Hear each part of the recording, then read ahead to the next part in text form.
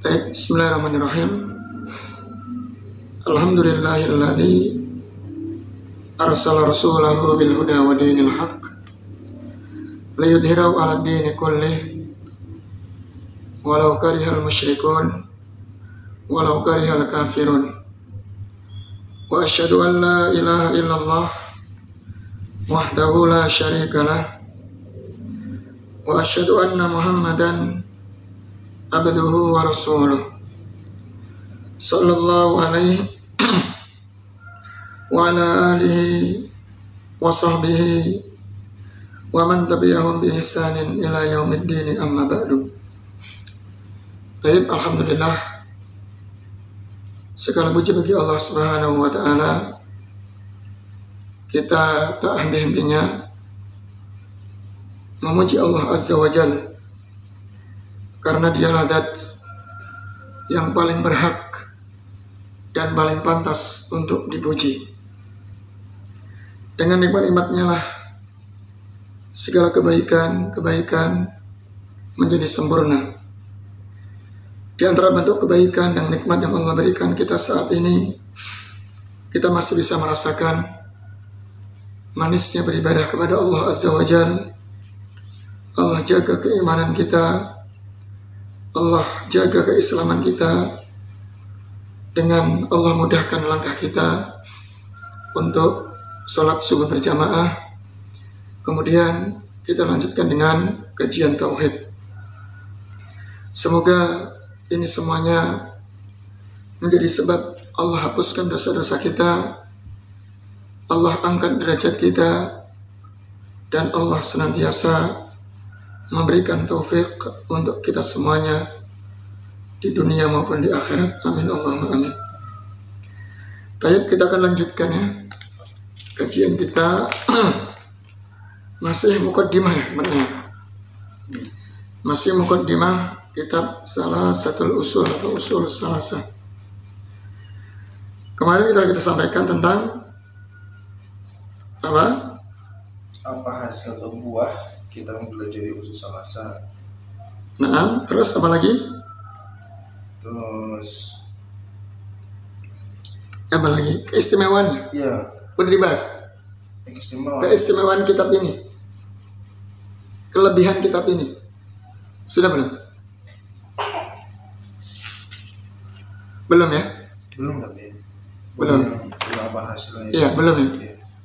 Jadi baru kita bahas tentang alasan kenapa kita belajar tauhid. Baik, mari kita sebutkan ya. Ya, kemudian kita masuk pembahasan bahwa kenapa kitab ini dipilih untuk menjadi awal pijakan seorang santri untuk belajar tauhid. Jadi kitab ini kenapa kita pilih untuk mengawali ya belajar tauhid. Ya, jadi seorang talib penting ya ketika mengawali belajar kitab tauhid dengan kitab ini ya. Baik. Jadi kata beliau di sini, sababu ikhtiyari dirasati hadal matni fi bidayatit talab. Sebab ya dipilihnya untuk mempelajari matan atau kitab ini di awal belajar, belajar. Apa sih sebabnya? Kok belajar usul salasah? Kan banyak kitab yang lain ya. Kitab tauhid lainnya juga banyak kan? Banyak kita para ulama menulis tentang kitab tauhid. Cuman kenapa sih para santri yang baru belajar kitab tauhid dianjurkan, bahkan disarankan untuk belajar kitab ini terlebih dahulu sebelum menginjak kitab-kitab yang lain? Ya, alasannya begini. Iktina usalafina salih wa ulama'ina min ahli sunnati wal jamaah bihadal matni al mubarak. Karena para salafun salih, para ulama salaf dan ulama-ulama ahlus sunnah wal jamaah, mereka menaruh perhatian yang sangat besar terhadap kitab yang penuh berkah ini, kitab Ushulus Salasa. Loh, kenapa? Karena kitab ini terbukti ya, banyak sekali para ulama yang mensyarahnya. Yang mensyarah. Di antaranya Syekh Shalih Utsaimin punya syarahnya. Kemudian Syekh Shalih Fauzan juga punya syarahnya. Syekh Shalih Al-Syekh juga punya syarahnya. Ya. Kemudian di antaranya di sini penulis juga Syekh Dr. Haitham bin Jamil Syarhan juga punya syarahnya. Ya, dan banyak dari ulama-ulama lain yang mereka menaruh perhatian terhadap kitab ini. Ini menunjukkan keistimewaan dan kelebihan dari kitab Ushulus Salasa. Ini alasan yang pertama. Terus kenapa demikian? Lima fihi minan naf'i wal fawaidil azimah. Karena kitab Ushulus Salasa ini terdapat manfaat dan faedah-faedah yang sangat besar, yang sangat agung. Faedahnya banyak. Ya, bahkan di setiap ucapan-ucapan beliau, mulai perkataan satu persatu, perkata itu disyarah, ada maksud-maksud tertentu. Jadi kalau orang terbiasa menggeluti sebuah kitab, ya, dia akan paham betul. Apalagi kitab yang ditulis oleh beliau, penulis ini, dia akan paham maksud-maksud dari kata per kata yang diinginkan oleh penulis. Itu uniknya di situ ya. Jadi para ulama itu paham apa sih maksudnya. Beliau kok menyebutkan tentang masalah, contohnya nih masalah ibadah. Mencontohkan yang pertama adalah berdoa. Di antara contoh ibadah adalah berdoa. Kenapa dia mencontohkan berdoa? Bukannya ibadah kan banyak kan? Kayak mungkin sholat atau yang lain banyak. Kenapa kok disebutkan doa di situ yang disebutkan pertama kali? Ada maksudnya. Karena doa itu paling banyak ya diselewengkan kepada selain Allah. Kan gitu ya. Mereka minta kepada kuburan, minta kepada para wali-wali yang sudah meninggal, begitu ya. Maka beliau sebutkan pertama kali contoh ibadah doa. Ya doa itu untuk Allah, ya kan? Gak boleh diselewengkan kepada selain Allah. Begitu ada maksud-maksudnya. Jadi orang yang paham, yang terbiasa membaca kitabnya beliau akan ngerti apa maksud dari penulis dalam mencantumkan kata per kata. Subhanallah ya, sampai segitunya gitu, sampai segitunya. Terus allati jalatu qaidatan yantaliqu minha talibul ilmi. Nah, ini. Jadi kemudian dari faedah-faedah yang sangat agung inilah ya yang dijadikan kaidah dasar kepada seorang talibul ilmi sebagai pijakan. Ya. Jadi dari kaidah-kaidah inilah yang nanti seorang talibul ilmi menjadikan pijakan. Pijakan apa? Untuk mengawali belajar tauhid dasar gitu ya. Wa yabni 'alayya tahsilahul ilmiyya syar'i. Kemudian dia membangun di atas kaidah tersebut tahsil, perolehan dari ilmu syar'i. Jadi seorang talibul ilmi ketika ingin meraih ilmu syar'i, maka dia harus punya kaidah. Ya, punya dasar dulu. Itulah ya. Jadi antum apapun yang antum pelajari, kitab-kitab besar itu kita kalau di awal belajar ini tidak disarankan. Jadi para ulama itu ketika mereka menyarankan untuk seorang talib yang baru belajar, pasti diberikan kitab-kitab yang ringan, kitab-kitab dasar dulu. Ya, dari kitab dasar ini jadikan apa tadi? Kaidah, pijakan. Ya, untuk membangun nanti kaidah-kaidah yang lainnya. Ya, agar bisa mendapatkan, memperoleh ilmu syar'i. Demikian ya. Ini caranya seperti ini. Jadi tidak langsung dia bahas kitab-kitab yang besar, enggak. Tapi diawali dari kaidah atau kitab-kitab yang dasar, yang mudah. Dari kitab yang mudah itu dijadikan kaidah awal kali pijakan untuk bisa meraih ilmu syar'i yang lainnya. Paham ya? Terus fanahnu nata'assa bihim, dan kita membiasakan diri untuk mencontoh mereka, para ulama kita. Wa nakhtu khatwahum fi hadzal manhaj, dan kita menempuh ya jalan mereka dalam metode ini. Metode apa? Belajar. Begitu ya. Jadi ada step demi stepnya. Step demi step kita belajar. Seperti dalam masalah ilmu fikih. Karena sedikit kasih faedah ya. Dalam kitab fikih itu Al-Imam Ibnu Qudamah Al-Maqdisi, beliau pernah mengarang 4 kitab. Dan 4 kitab ini ditujukan kepada jenjang yang berbeda. Pertama dia tulis Umdatul Fiqh, Umdah Fiqh. Di kitab tersebut penulis tidak menyertakan dalil, hanya membawakan contohnya mungkin rukun sholat ada berapa, mungkin 14 gitu ya, satu persatu. Dari takbiratul ihram, membaca Al-Fatihah, ruku, sujud gitu kan ya. Begitu aja udah, tanpa dalil. Tujuannya apa? Agar seorang talib langsung bisa mengamalkan, udah gitu aja. Dan itu pun beliau tulis pada satu madhab. Contohnya mungkin madhab Hambali atau Syafi'i, itu aja. Satu madhab, belum menginjak madhab yang lain. Kan berbeda sama madhab ya. Jadi satu madhab dan tanpa ada dalil. Umdatul Fiqh. Dan ini ditujukan kepada jenjang SD, anak-anak SD. Pokoknya yang penting mereka bisa mengamalkan Islam dengan benar, udah selesai. Karena dia diamalkan kan, nah, nggak bawakan dalil. Ini yang pertama. Kemudian beliau karang yang kedua, namanya kitab Al-Muqnid. Al-Muqnid. Nah kitab ini beliau tujukan untuk jenjang SMP.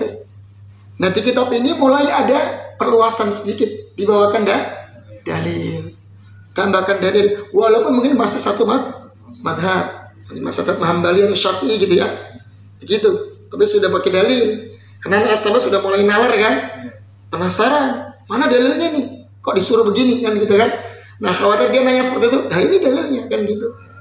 Nah, kemudian kitab yang ketiga beliau karang namanya Al-Kafi. Nah Al-Kafi ini beliau peruntukkan untuk jenjang SMA. Nah mulai beliau sudah mulai ada peningkatan, SMA lebih nalar kan otaknya, perkembangan nih ya, masa-masa sudah mereka semakin penasaran, semakin ingin memperluas keilmuannya gitu kan ya. Nah beliau bawakan itu dalil dan ditambahkan madhab yang lain, mungkin dari Syafi'i, Hambali atau Maliki ya, ditambahkan madhab yang lain untuk memperluas pembahasan. Dan juga didatangkan dalil gitu ya. Kemudian yang terakhir, ini untuk jenjang SMA, perkuliahan ya, namanya fikih muqaranah. Beliau karang kitab Al-Mughni. Nah di kitab Mughni ini lebih, masya Allah, berjilid-jilid sudah. Bagi antum yang ingin menguasai ilmu fikih, silahkan dibaca. Bahkan satu permasalahan itu beliau datangkan semua pendapat para ulama. Terkadang 10 pendapat dari semua madhab, datangkan semuanya dan dibawakan dalil-dalilnya. Satu pendapat punya dalil begini, pendapat punya dalil begini, argumen masing-masing. Dan yang lebih unik lagi, beliau tarjih. Beliau setelah dibanding-bandingkan antara beberapa madhab, ya disebutkan semuanya, beliau berikan tarjih. Tarjih itu beliau menguatkan pendapat yang ini karena alasannya seperti ini. Ya, kemudian beliau membantah satu persatu pendapat yang kurang tepat. Begitu ya. Itu kan lebih luas lagi ya. Terkadang dalam pembahasan bagaimana hukum menyentuh kemaluan setelah berwudu, apakah membatalkan wudunya? Begitu kan? Dibawakan semua dari pendapat para ulama, bahkan ada 10 lebih. Alasannya pendapat dari madhab Syafi'i begini, madhab Maliki begini gitu kan. Mereka berdalil dengan ayat ini, firman ini. Semuanya dibawakan. Kemudian beliau tarjih, kuatkan pendapat yang paling kuat dalam masalah ini. Nah, itu kan butuh perluasan. Itu orang-orang yang sudah kelasnya udah tinggi lah ya. Kelasnya udah tinggi, anak-anak kuliah dan anak-anak orang yang ingin mutabakhir atau mutabakhir ini mendalami dalam kitab fikih. Jadi jangan kaget ya. Jadi anak kecil dikasih kitab Mughni, kaget entar. Ya jadi bukan makanannya gitu loh. bukan makanan dia. Anak kecil itu kan kasih makan bubur kalau masih kecil gitu kan. Karena ada waktunya ya. Kapan kita kasih nasi, kita kasih seblak barangkali. Ada waktunya gitu loh. Jadi nggak langsung kasih yang berat, itu nggak bisa. Sama dengan belajar. Maka di sini penulis menyarankan setiap thalibul ilmi yang baru belajar jangan masuk ke kitab-kitab yang besar dulu. Ambil kaidah pijakan dari kitab yang dasar, yang mudah dulu. Sebagai apa? Pegangan dulu ya. Pegangan. Baru kalau kamu sudah paham, bisa menguasai dari kitab yang dasar itu, silahkan perluas dengan kitab-kitab yang lain. Nanti ilmunya itu insya Allah membekas lah. Jadi nggak hanya sekedar mendengar hilang, membekas kan, lebih kuat, lebih kokoh. Karena dia punya pijakan. Begitu caranya ya. Dan itu dijelaskan oleh para ulama. Sebelum pakar-pakar pendidikan itu mereka ulama itu sudah paham gitu loh. Ya sudah menjelaskan terlebih dahulu. Ya, yang kita mungkin nggak kenal ulama-ulama itu, kita malah mungkin bangga dengan pakar-pakar pendidikan yang ini gitu kan ya. Para ulama lebih dulu lebih paham masalah-masalah seperti ini, karena mereka mengalami masa-masa mereka gitu loh. Ketika mereka belajar sampai menjadi orang hebat itu mereka sudah mengalaminya, sehingga mereka bisa memberikan pernyataan demikian, gitu ya, paham ya? Terus di sini kata penulis, kama anna awaman nasi aidan la ghina lahum an dirasati hadzal matni wa ma yahtawihi min al ususil lati la budda lahu ay yu'mina biha imanan jaziman la yahtamilu ar-raiba wasyakka. Sebagaimana juga orang-orang yang awam. Jadi untuk yang masih awam juga dia harus mempelajari kitab ini. Jadi kitab ini tidak hanya ditujukan oleh para thalibul ilmi, enggak. Bahkan orang awam pun dianjurkan, ya, sangat penting mempelajari kitab ini.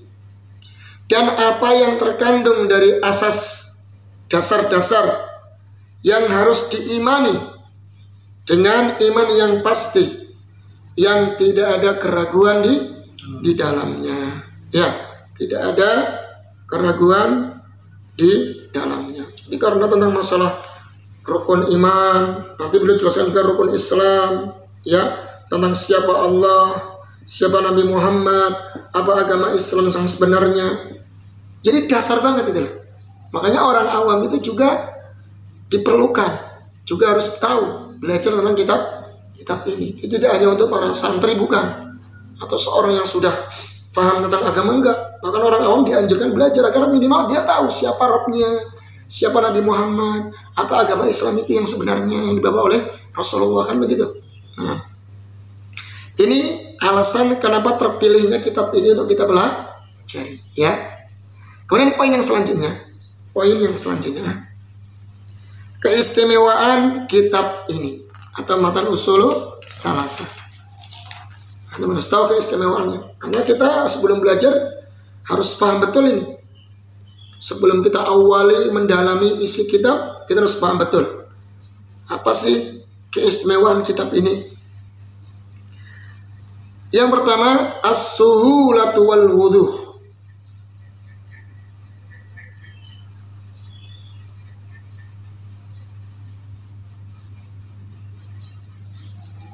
Kitab ini mudah dan jelas. Jadi kitab ini mudah dipahami dan sangat jelas dan gamblang. Ya, jelas dan mudah untuk dipahami. Karena hanya beberapa kalimat doang, beberapa kata doang. Mungkin kalau disimpulkan hanya mungkin sekitar, kalau kurang lebih mungkin 7 atau 10 halaman. Kalau hanya matanya doang ya. Enggak banyak, ya enggak banyak. Bahkan banyak yang hafal. Teman-teman itu banyak yang hafal tentang matan ini. Ini yang pertama kesannya, dia gampang dan mudah dipahami. Bahasanya jelas.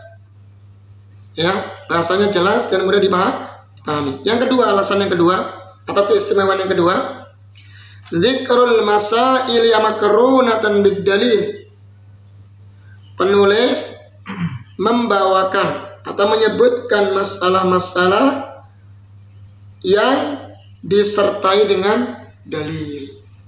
Nah ini hebatnya kitab ini.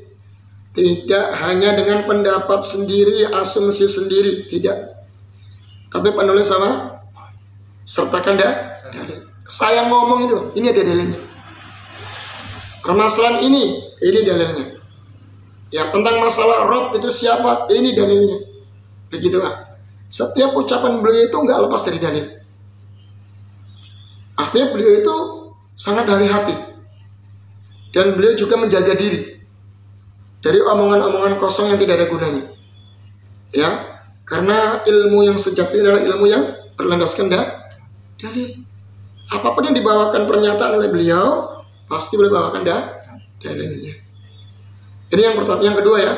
Yang ketiga, yajma'ul masaila wa yurattibuha wa yadhkuru laha adadan wa min samma yabda'u bisyarhi.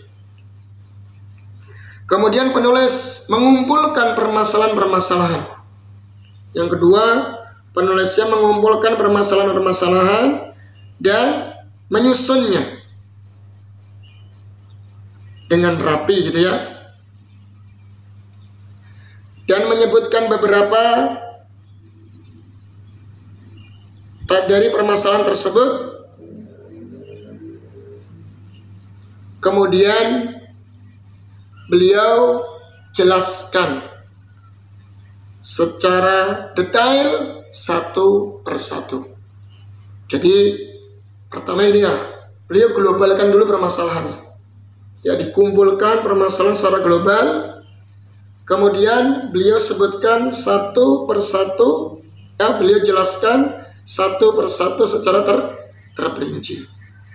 Ya, ini yang kita dapati dari metode apa? Metode cara penulisan beliau. Yang saya ulangi lagi, beliau kumpulkan dulu permasalahan secara global ya. Kemudian apa tadi? Ya, disusun ya dengan rapi. Kemudian apa? Dijelaskan satu persatu secara apa? Terperinci. Gitu ya. Itu. Antum bisa tiru seperti itu.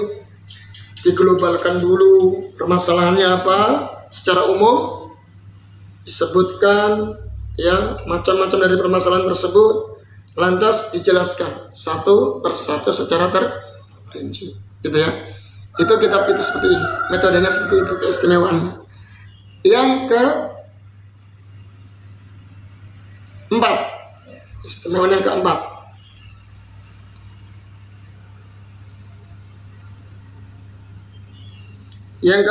penulis ini al-iksar minad du'a lil qari'i wal mustami'i wal mu'allafatihi. Jadi penulis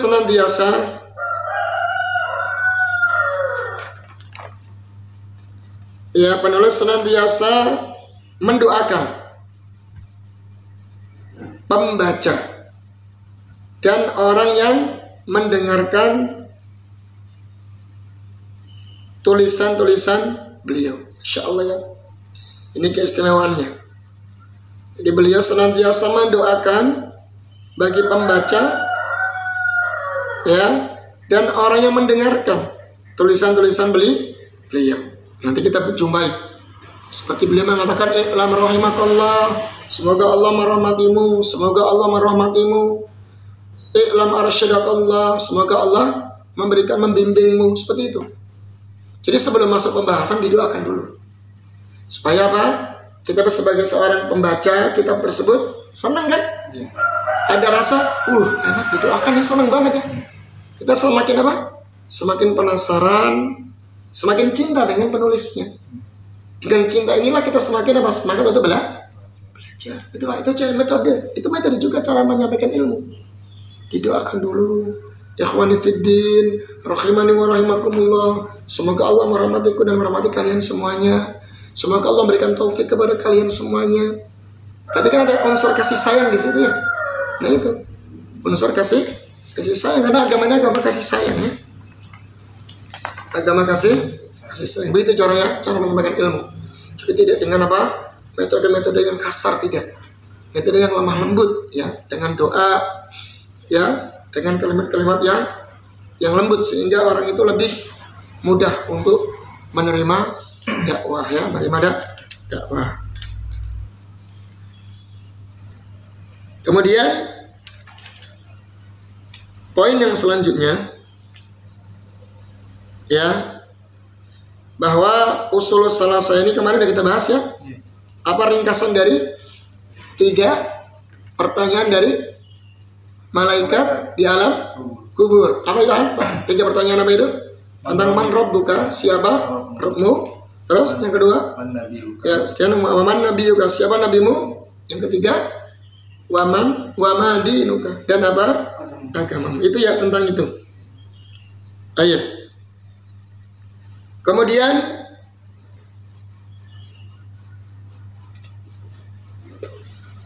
tentang kita bahas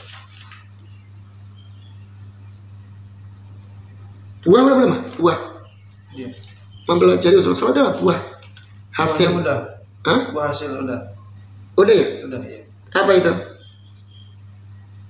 Apa hasil buah kita membaca di usul salasah? Itu jika dipelajari dan diamalkan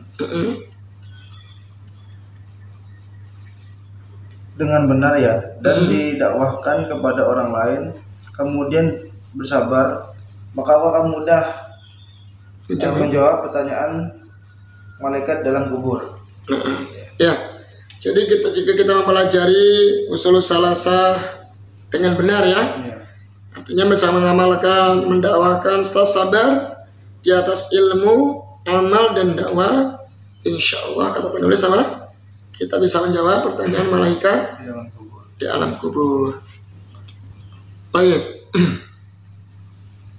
Kemudian kita masuk poin yang selanjutnya, kandungan. Kandungan kitab Matan Usul Salasah.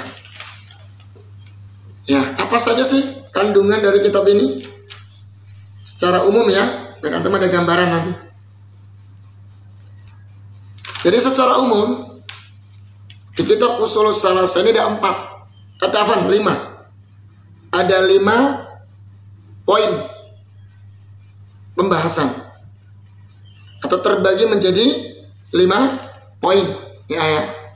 Jadi kitab ini terbagi menjadi 5 poin, dibagi menjadi 5 poin. Ada 5 pembahasan. Yang pertama, beliau akan membahas tentang 4 masalah yang penting, yang wajib diketahui setiap muslim. Yang pertama, poin yang pertama, beliau membahas tentang 4 masalah penting. Ya, 4 masalah yang penting, yang wajib diketahui setiap muslim. Yaitu apa? 4 masalah tersebut tentang ilmu. Nah, kemudian setelah berilmu, tentang ilmu, terus kedua aman. Iya. Udah, ya. Terus yang ketiga apa?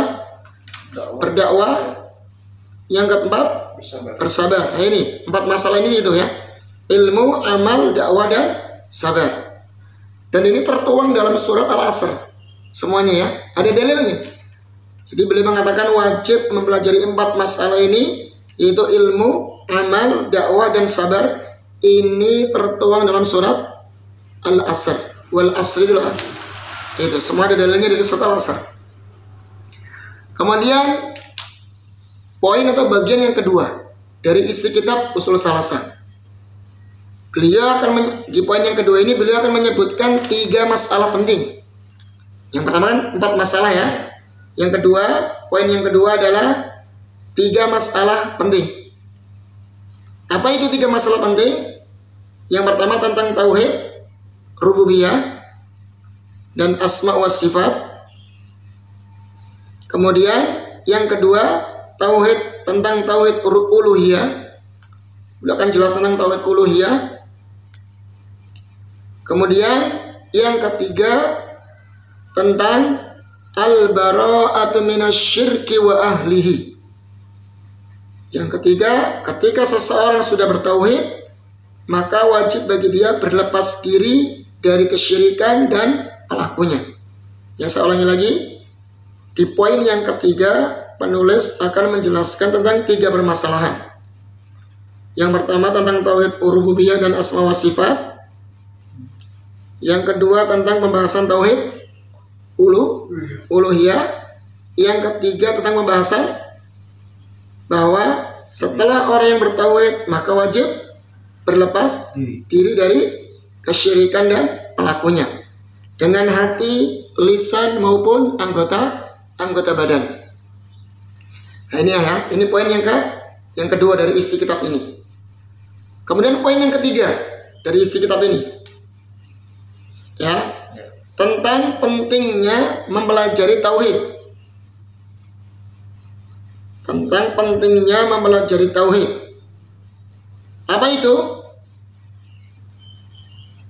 Ya, apa itu? Yaitu kita bisa menjawab pertanyaan kenapa kita belajar tauhid.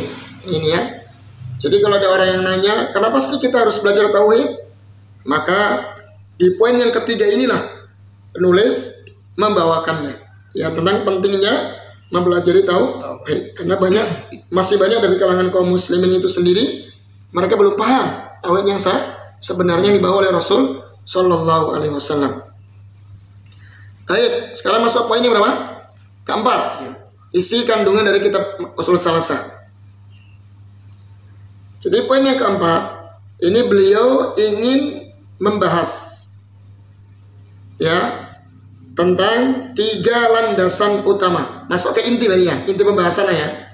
Masuk ke inti pembahasan yaitu 3 landasan utama. Apa saja itu? Yaitu 3 pertanyaan malaikat di alam kubur.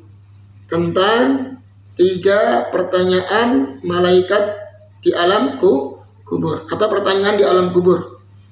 Jadi itu ada 3. Apa itu? Man rabbuka, siapa Rabbmu? Wa ma dinuka, dan apa agamamu? Wa man nabiyuka, siapa nabimu? Nah, ini poin yang keempat. Kemudian poin yang kelima, yang terakhir. Poin yang terakhir ini adalah penutup, al-khotimah, penutup. Ya, sebagai penutup. Dari ucapan beliau, wan nasu idza matu yub'asuna ila akhiril matni. Kata beliau, dari ucapan beliau dan manusia apabila dia meninggal maka akan dibangkitkan. Itu kalimat-kalimat penutup ya dari matan Ushul Salasah. Artinya kita harus yakin dan kita harus imani bahwa kita itu akan dibangkitkan dari alam kubur ya. Jadi saya ulangi lagi, kandungan dari kitab Ushul Salasah ada 5 poin. Terbagi menjadi 5 poin. 1 tentang 4 permasalahan yang penting ya yang terkandung dalam surat Al-Asr. Yang kedua, 3 permasalahan ya, 3 masalah penting tentang apa? Macam-macam tauhid. Tadi ada uluhiyah, rububiyah sama sifat ya. Poin yang ketiga apa? Pentingnya mempelajari tauhid. Pentingnya mempelajari tauhid. Baik. Poin yang keempat, beliau ingin membahas tentang 3 landasan utama. Nih, masuk pembahasan inti ya. Yaitu tentang 3 landasan utama tentang man rabbuka, wa ma dinuka, wa man nabiyuka. Ya. Yang terakhir apa? Penutup. Beliau ingatkan kembali sebagai penutup bahwa kita sebagai hamba Allah semuanya akan meninggalkan dunia ini ya, kemudian kita akan dibangkitkan nanti dari alam kubur. Itu kurang lebih kandungan dari kitab Ushul Salasah. Nah, kita bisa bahas satu persatu dari poin yang pertama dulu, tentang 4 pokok pembahasan itu apa, 4 masalah itu apa saja gitu ya. Nanti 3 masalah itu apa saja, satu persatu insya Allah besok kita akan bahas ya. Ini sekedar mukadimah lagi ya tentang mengenal kandungan isi kitab matan Ushul Salasah. Mungkin demikian yang bisa kita pelajari. Subhanakallahumma wa bihamdik asyhadu an la ilaha illa anta astaghfiruka wa atubu ilaik. Wassalamualaikum warahmatullahi wabarakatuh. Waalaikumsalam.